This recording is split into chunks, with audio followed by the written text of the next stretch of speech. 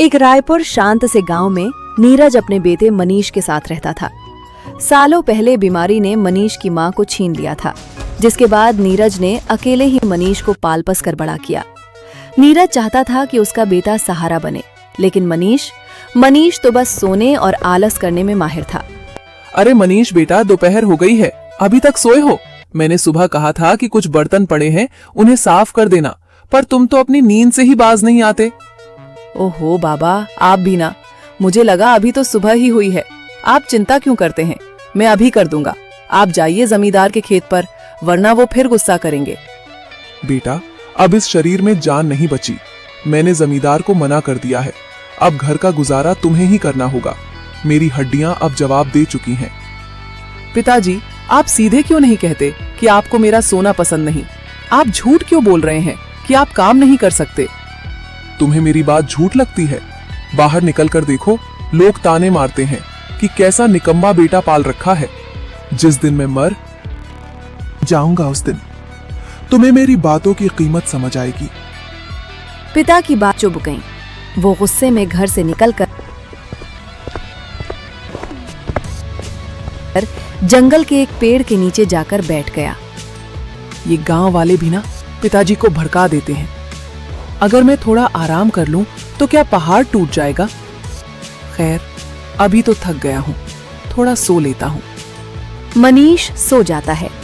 तभी वहां से एक पंडित बाबा गुजरते हैं और उसे जगाते हुए बोलते हैं, उठो मूर्ख, इतने हट्टे कट्टे होकर भी आलसियों की तरह दिन भर सो रहे हो। क्या तुम्हें जीवन का कोई उद्देश्य नहीं पता? बाबा, आपको क्या समस्या है? घर पर पिता नहीं सोने देते हैं, यहाँ आप आ गए। मुझे शांति से रहने दीजिए। बेटा, मैं तुम्हारा दुश्मन नहीं, तुम गलत राह पर हो। याद रखना, तुम पर बहुत बड़ी मुसीबत आने वाली है। अगर अब भी नहीं संभले तो भारी कीमत चुकानी होगी। जाइए बाबा, मुझे मत डराइए, मैं देख लूंगा। मनीष ने बाबा की चेतावनी को अनसुना कर दिया, लेकिन समय अपनी चाल चल रहा था। कुछ ही दिनों में नीरज की हालत इतनी बिगड़ गई कि वो बिस्तर से उठ भी नहीं पा रहा था। घर में ना अनाज बचा, ना पैसा। मनीष बेटा, शायद अब मेरा वक्त आ गया है। अपना ख्याल रखना। याद रखना, काम कोई छोटा बड़ा नहीं होता। इंसान की सोच छोटी बड़ी होती है। नहीं पिताजी, मैं आपको कुछ नहीं होने दूंगा। मैं आपको अभी डॉक्टर के पास ले चलता हूँ।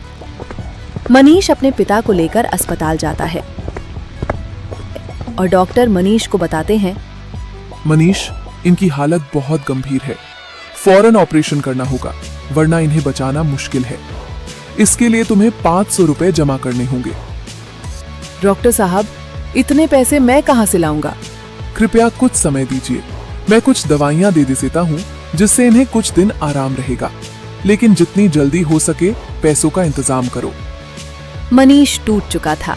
उसने जमींदार से मदद मांगी, पर जमींदार ने उसे ये कहकर भगा दिया कि बूढ़े घोड़े पर मैं पैसा नहीं लगाता।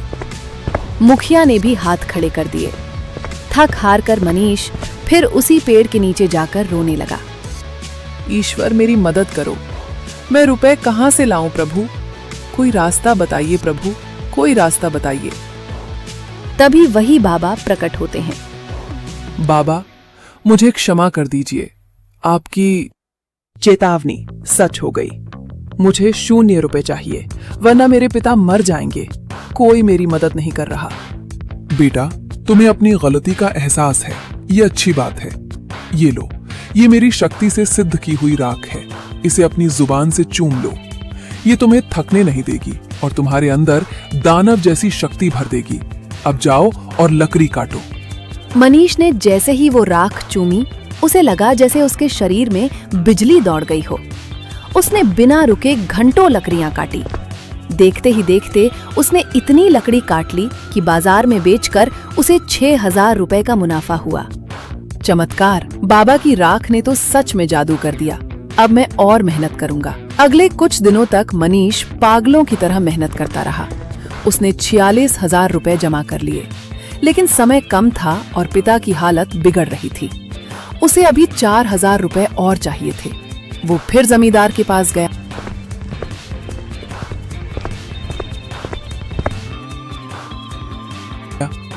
ठीक है, मैं तुम्हें 4,000 रुपए नहीं, पूरे 5,000 रुपए दूंगा, लेकिन तुम्हें मेरा 10 कट्ठा खेत एक ही दिन में जोतना होगा। मंजूर है सेठ जी, कल शाम तक काम पूरा मिलेगा। मनीष ने कड़ी धूप में बिना रुके अपने पसीने से खेत को सींच दिया। उसकी मेहनत देखकर जमींदार भी दंग रह गया। शाम तक काम पूरा हुआ और मनीष को पैसे मिल गए। पिताजी की सांसें तुम्हारी इन भुजाओं की ताकत पर टिकी है। बाबा की राख मेरे साथ है, मुझे थकान नहीं हो सकती। दोपहर की चिलचिलाती धूप में मनीष पसीने से तरबतर हो गया, पर उसकी रफ्तार कम नहीं होती। शाम तक उसने लकड़ियों का एक विशाल ढेर लगा दिया। मनीष शाम तक लकड़ी लेकर बाजार पहुंचा और आज व्यापारी से मिला। अरे मनीष, तुम तो गांव के सबसे बड़े आलसी कहे जाते थे, एक ही दिन में इतना सारा काम। बाबा मिल गए हैं जिन्होंने इसे जादुई शक्ति दी है, वरना जो लड़का सूरज ढलने तक सोता था वो आज सूरज उगने से पहले काम पर होता है। कहने दो इन्हें, जब तक हाथ में पूरे 500 रुपए नहीं आ जाते मैं चैन की सांस नहीं लूंगा। मनीष ने लकड़ी बेच बेच कर 46,000 रुपए जमा कर लिए थे, लेकिन अब समय खत्म हो रहा था। नीरज की हालत बिगड़ने लगी थी। डॉक्टर ने कहा था कि अगर अगले 2 दिनों में ऑपरेशन नहीं हुआ तो जहर पूरे शरीर में फैल जाएगा। मनीष को 4,000 रुपए की सख्त जरूरत थी। मनीष फिर से जमींदार के पास मदद मांगने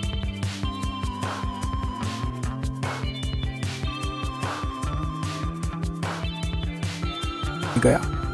आओ मनीष, सुना है आजकल बहुत बड़े मेहनती बन गए हो, क्या चाहिए? पैसे? हाँ सेठ जी, सिर्फ 4,000 रुपए कम पड़ रहे हैं। मेरे पास समय नहीं है, आप ये पैसे दे दीजिए, मैं आपके यहाँ उम्र भर गुलामी करूंगा। गुलामी की जरूरत नहीं, मेरे एक और खेत की जुताई कर दो। मेरा 10 कट्ठा खेत बंजर पड़ा है, मिट्टी पत्थर जैसी सख्त हो चुकी है। अगर तुम कल सूर्यास्त से पहले उस पूरे खेत की जुताई कर दो, चाहो तो मेरे बैल को भी ले जाओ। अगर तुम ये काम कर दिए तो मैं तुम्हें 5,000 रुपए दूंगा। मंजूर है? मंजूर है सेठ जी, कल शाम तक काम पूरा मिलेगा। दोपहर तक मानिश की हिम्मत टूटने लगी थी। उसके हाथों से खून निकलने लगा था। तभी उसे पंडित बाबा की आवाज उसके कानों में गूंजी। मुसीबत का पहाड़ गिरेगा मनीष, तैयार रहना। मनीष ने फिर से खेतों को जोतने लगा। हाथ जवाब दे रहे हैं, प्यास से गला सूख रहा है। बाबा, क्या आपकी राख का असर कम हो रहा है? नहीं। मुझे हारना नहीं है। पिताजी का चेहरा याद करो मनीष, उनकी वो कमजोर आवाज याद करो। सूर्यास्त का समय जमींदार खेत पर आता है और उसकी आंखें फटी की फटी रह जाती हैं। पूरा खेत जोता जा चुका था। मनीष वहीं खेत के किनारे मेड़ पर बैठा था। ये नामुमकिन है। 10 आदमियों का काम एक लड़के ने एक दिन में कर दिया। लो मनीष, ये रहे तुम्हारे पैसे। तुम इंसान नहीं, कोई दैत्य हो। पैसे उठाए और सीधा अस्पताल भागा। उसके पैर लड़खड़ा रहे थे, पर दिल धड़क रहा था। डॉक्टर साहब, ये लीजिए, पूरे 51,000 रुपए। 1 रुपया मेरी मेहनत का है। अब मेरे पिता को बचा लीजिए, देर मत कीजिए। शाबाश मनीष, तुम्हारी मेहनत रंग लाएगी। हम अभी ऑपरेशन शुरू करते हैं।